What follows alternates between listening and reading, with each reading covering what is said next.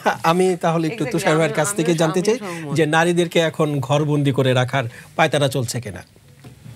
দেখেন, নারীকে নারী হিসেবে চিন্তা না করে একজন মানুষ হিসেবে চিন্তা করতে না পারাটাই হচ্ছে প্রথম ব্যর্থতা এই আমির সাহেবের।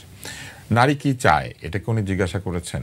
উনি বা ওনার দল কি পারে নারীর জন্য কোনো কিছু নির্দিষ্ট করে এইভাবে বলে দিতে? পারেন না। এমনকি যে আহ্বান তিনি জানিয়েছেন তার মধ্যে অনেক যৌক্তিক ব্যাখ্যার অভাব আছে।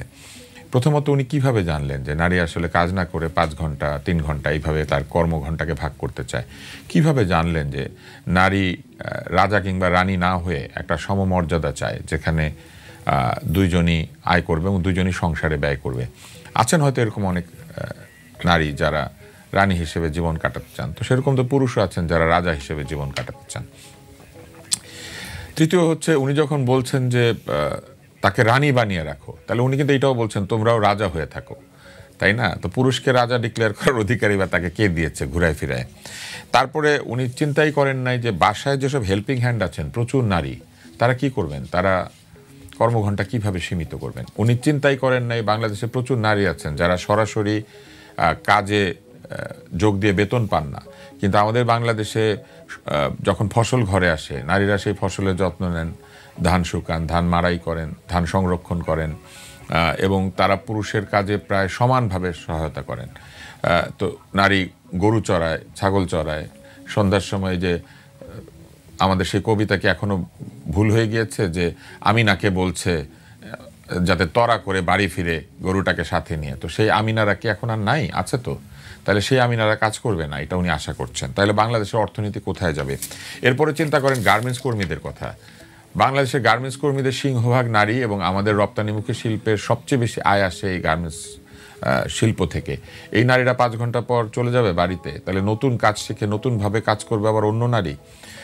এই অভিঘাত কি গার্মেন্টস শিল্প সামলাতে পারবে, নাকি নারী এই অভিঘাত নিতে পারবে? কারণ 5 ঘন্টা কাজ করলে তো 5 ঘন্টার বেতনই পাবে, নিশ্চয়ই 5 ঘন্টা কাজ করে 8 ঘন্টার বেতন পাবে না। আর যদি 5 ঘন্টা কাজ করার পরে 3 ঘন্টার জন্য কাউকে নিয়োগ করতে হয়, তাহলে ওই 8 ঘন্টার জন্য গার্মেন্টসকে 11 ঘন্টার পয়সা দিতে হবে। আরেকজন নারী কেনই বা ওইখানে 3 ঘন্টা কাজ করবেন? তিনিও তো 5 ঘন্টায় কাজ করবেন, তাহলে কি 10 ঘন্টায় শিফট হবে? মানে এগুলো অযৌক্তিক, এগুলো হচ্ছে এক ধরনের রাজনৈতিক ভাওতা। তারপর উনি চিন্তা করেন উনি নিজে ডাক্তার, নার্সদের কি হবে? এই আমাদের দেশে কিছু পেশা আছে যেখানে নারীরা প্রায় অনেক বেশি পরিমাণে তাদের অংশগ্রহণ আছে। বাংলাদেশের নার্সদের অধিকাংশ নারী। নার্সরা রোগী রেখে চলে যাবে 5 ঘন্টা পরে, তাই না? উনি তো সেটাই মনে হয় আশা করছেন। বাংলাদেশে এমনকি ডাক্তারিতেও কিছু কিছু সাব স্পেশালিটি আছে যেখানে নারীদের প্রবল প্রতাপ, যেমন গাইনোকোলজি অ্যান্ড অবস্টেট্রিক্স, এখানে প্রচুর নারী এখন ডাক্তার। নারী কি করবেন? 5 ঘন্টা পরে বাড়ি চলে যাবেন। এমনিতেই ডাক্তারদের বদনামের শেষ নাই, ডাক্তার থাকে না সেই কথা বলা হয়। এমনিতেই বলা হয় যে রেলগাড়িতে বাচ্চা জন্ম হয়ে যাচ্ছে, 3 হুইলারে বাচ্চা জন্ম হয়ে যাচ্ছে, হাসপাতালে গিয়ে বেড পাচ্ছে না। আপনি নিশ্চয়ই সেসব খবর দেখেছেন। তাহলে ডাক্তার বাড়ি চলে যাবে, নার্স বাড়ি চলে যাবে, তাহলে নারী রোগীদের কি হবে? তাই না? তো উনি যে বলছেন যে সংসারে বাচ্চা প্রতিপালন করে একজন রানী হবে, বাচ্চা হওয়ানো ডাক্তারই তো বাড়ি চলে যাবে 5 ঘন্টা পরে। ফলে এটা টোটালি অযৌক্তিক কথাবার্তা। রাজনৈতিকভাবে এরকম অযৌক্তিক কথাবার্তা না বলাই ভালো। যদি ওনাদের বলতেই হয় সরাসরি বললেই পারেন তাদের নারীর প্রতি দৃষ্টিভঙ্গি কি। আর যদি সেটা বলতে না পারেন তাইলে এইসব কথা না বলা ভালো। আর একটু যোগ করি, মানে দেশের নেতৃত্ব দিতে গেলে তার ঘন্টা মেপে দেওয়া যাবে না, এই কারণে কি জামাত নারী প্রার্থী দিতে চাচ্ছেন না? না, তারা তো আবার ওইটাও দাবি করেন যে তাদের দলে নাকি অনেক নারী আছেন, এবং তারা কিন্তু নারীদের কাছে নারীদেরকে পাঠান প্রচারণা করার জন্য, এবং সেই প্রচারণার যে ভাষা এবং যে প্রচারণার যে প্রতিশ্রুতি সেটা নিয়ে অন্যান্য দলগুলি কিন্তু আপত্তি করেছে, এবং তাদের কাজকর্মের মধ্যে অনেক বৈপরীত্য ইদানিং দেখা যাচ্ছে। যেমন তারা ভিন্ন ধর্মের প্রার্থী দিয়েছেন, কিন্তু তারা বলছেন তাদের মার্কায় ভোট দিলে বেহেশতে যাওয়া যাবে। তাহলে ভিন্ন ধর্মের প্রার্থীকে ভোট দিলে বেহেশতে যাওয়া যাবে, এটা নিশ্চয়ই ইসলামে কোথাও লেখা আছে। তো এরকম অদ্ভুত অদ্ভুত কাণ্ড কারখানা তারা করছেন এখন। তারা নামের শেষে আছে ইসলাম, কিন্তু তাদের এমনকি গঠনতন্ত্রের মধ্যেও আছে যেটা ইসলাম প্রতিষ্ঠার জন্য দল। তাহলে সেটাই যদি হয়ে থাকে তাহলে ভিন্ন ধর্মের প্রার্থী দিয়ে উনি ইসলাম প্রতিষ্ঠা করবেন কিভাবে? ওই ভদ্রলোক কিভাবে তার এলাকাতে ইসলাম প্রতিষ্ঠা করবেন? ফলে এগুলি সব আমরা লক্ষ্য করছি যে ক্ষমতায় যাওয়ার জন্য এক একজন এক এক বিষয়কে ব্যবহার করেন, এবং আজকে আমাদের কাছে খুব দুঃখজনক মনে হচ্ছে যে এরকম একটি দল তাদের কাজকর্মের মধ্যে দিয়ে এমন একটা অবস্থা তৈরি করেছেন, মনে হচ্ছে তারা ধর্মের বাণীকেও ক্ষমতায় যাওয়ার একটা পথ হিসেবে বেছে নিয়েছে। জি, একটু ভিন্ন প্রসঙ্গে আসতে চাই তুষার ভাই। যে কোনো দিনই তো তফসিল ঘোষণা করতে পারে নির্বাচন কমিশন। এর মধ্যে গতকালকে জামায়াত নির্বাচন কমিশনের সঙ্গে দেখা করেছেন এবং তারা বলেছেন যে নির্বাচনের লেভেল প্লেইং ফিল্ড এখনো নিশ্চিত করা হয়নি। আপনার কাছ থেকে একটু জানতে চাই যে নির্বাচনের পরিবেশ আসলে কেমন দেখছেন আপনি?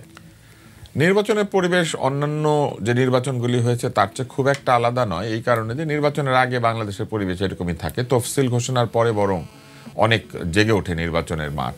আরেকটি বিষয় হচ্ছে যে এইবারের নির্বাচন যেহেতু একটা এমন পরিস্থিতিতে হচ্ছে যেখানে যে সরকার আছেন তাদের নিজেদের কথায় অনেক গলদ আছে এবং কাজের মধ্যে গলদ আছে, যে কারণে বহু মানুষ মনে করছে যে নির্বাচনটা ঠিক সময় মতো হবে না, হলেও এটা ভালো হবে না, এরকম অনেকের ধারণা আছে।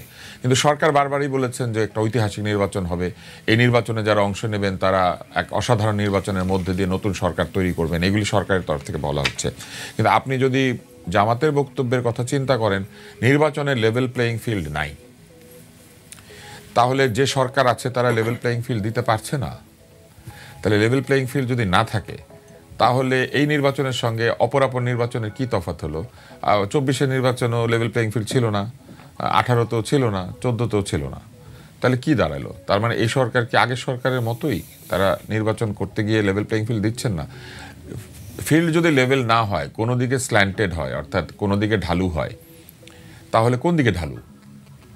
আপনার মনে আছে কি না, আমাদের সবারই হয়তো মনে আছে যে জামাতে ইসলাম এটাও দাবি করেছে যে এই সরকারকে সবচেয়ে বেশি সমর্থন তারা দিয়েছে, এই সরকারকে টিকিয়ে রাখার জন্য তাদের বিরাট ভূমিকা আছে, এই সরকারের যে বিভিন্ন পদক্ষেপ সেটাকে তারা সবসময় সমর্থন করেছে, তারা এই সরকারের পদক্ষেপকে খুব একটা বিরোধিতা করে নাই, শুধুমাত্র হঠাৎ পিয়ারের দাবি নিয়ে রাস্তায় চলে এসেছিল। কিন্তু এটাও আপনি মনে রাখবেন আবার, যে কমিশনের বৈঠকে তারা নিয়মিত অংশ নিয়েছেন, যেটি হচ্ছে সংস্কার কমিশন, সেই কমিশনের বৈঠকে তাদের একজন প্রতিনিধি, একজন আইনজীবীকে বলেছেন এই সরকার অবৈধ।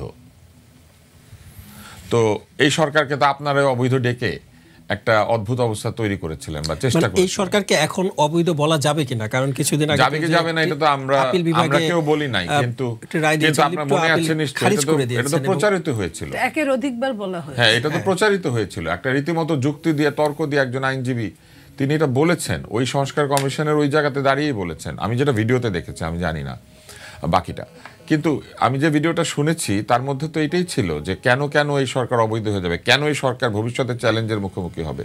তাইলে ওই কথাগুলি কি ঠিক ছিল? ওই কথাগুলি ঠিক থাকলে তো লেভেল প্লেইং ফিল্ডই না, মানে সরকারের এখতিয়ারই থাকে না নির্বাচন করে। আবার তারা এই সরকারের কাছে কিন্তু আবার বলেছেন যে পিআর দিতে হবে, কোথায় কোথায় পিআর দিতে হবে, রাস্তায় আন্দোলন করেছেন। আমি বারবারই মনে হয় যে তাদের মধ্যে এক ধরনের স্ববিরোধিতা কাজ করছে এবং ক্ষমতায় যাওয়ার জন্য তারা যে কোনো সময় যে কোনো কথা বলছেন। আমার অনুরোধ থাকবে বা আমার আকাঙ্ক্ষা সাধারণ মানুষের তরফ থেকে যে নির্বাচনটি হওয়া দরকার এবং সেই নির্বাচনে মানুষ যেন অবাধ নিরপেক্ষভাবে যেতে পারে এবং ভোট দিতে পারে, এবং নির্বাচনের শেষে যেন ভোটটা স্বচ্ছতার সঙ্গে গুণে যে জিতেছে তাকেই দেওয়া হয়, সেটা যেই জিতুক, জামাতের প্রার্থী, বিএনপির প্রার্থী অথবা ছোট ছোট দলগুলির প্রার্থী, এনসিপির প্রার্থী, যে জিতুক, বিভিন্ন জোটের প্রার্থী, তিনি যেন সংসদে যেতে পারেন। যদি এইটা আয়োজিত হয় তাহলে আমরা এই নির্বাচনটাকে একটা গ্রহণযোগ্য নির্বাচন মনে করব। কেউ যদি নির্বাচন অংশ নিতে না পারে তাহলে অগ্রহণযোগ্য হয়ে যাবে না নির্বাচন, কারণ নির্বাচনে অংশ নিতে না পারলেও আগের নির্বাচনগুলিকে গ্রহণযোগ্য বলেই দাবি করা হয়েছিল। এবং যারা নির্বাচনে অংশ নিতে পারছেন না, আওয়ামী লীগ, তারা যদি বলেন যে তারা অংশ না নিলে এই নির্বাচনটা অগ্রহণযোগ্য হয়ে যাবে, তাহলে অতীতেও যখন অন্যরা অংশ নেয় নাই তখন ওই নির্বাচনগুলিও অগ্রহণযোগ্য ছিল। তাহলে ওই অগ্রহণযোগ্য নির্বাচন তারা কিভাবে করেছিলেন?